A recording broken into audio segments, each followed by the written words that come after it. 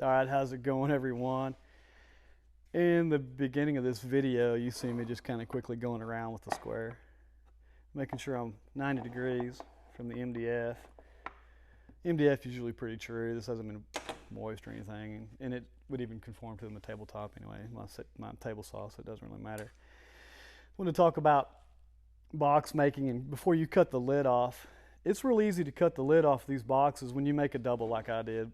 So I'm not adding a lid later. It's just a solid box right now. I'll cut it off, but you can have your saw cuts not come together perfectly. There'll be a couple of reasons for that. For me, it's always glue up. I have no trouble cutting perfect panels, but where I have trouble is glue up, and and ever so slightly, if you get these a little bit off upon glue up, you're going to have trouble because the thickness of the box will vary, because you'll have a long edge, say, against your table, your fence, and then when you come into the top, or say when you meet in a corner, your saw curse will be skewed. And there's ways to mitigate that. The first thing you have to do is top and bottom. You got to get your box where it doesn't do any of the teeter-totter. No high spots, and that's done with the sanding paper that I quickly showed in the beginning of the video. Just count your strokes and go through there and make it as nice as you can. First thing you do is do that. Make sure that everything is as close to plumb as you can see. And I am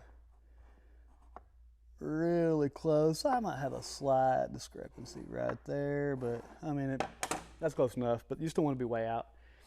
You'll never see it, and it'll never matter.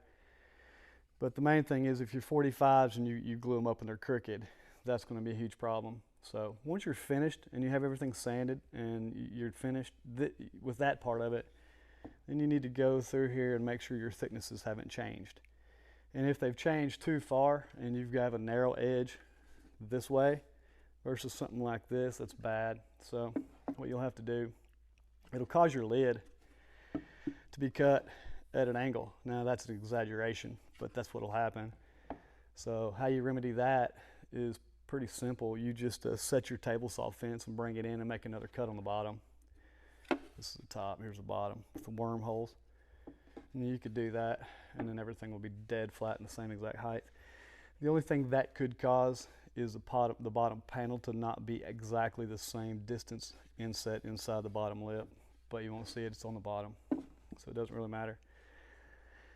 That's one way to do it, but main thing is just do the best you can in your glue up, and it'll mitigate that. So I'm not even going to check it. I'm going to cut this lid off because I know it's closed. I only had one little area that I didn't really like, but like I said, unless you have those strap clamps that you put on here, and you still got to fight the strap clamps. They're not great either. There's no real easy way to do 45s. That's why half lap joints are so nice. But I thought for this old box, I'll just do an old school 45. Maybe on the next one, we'll do something a little bit different. But let's get this top cut off.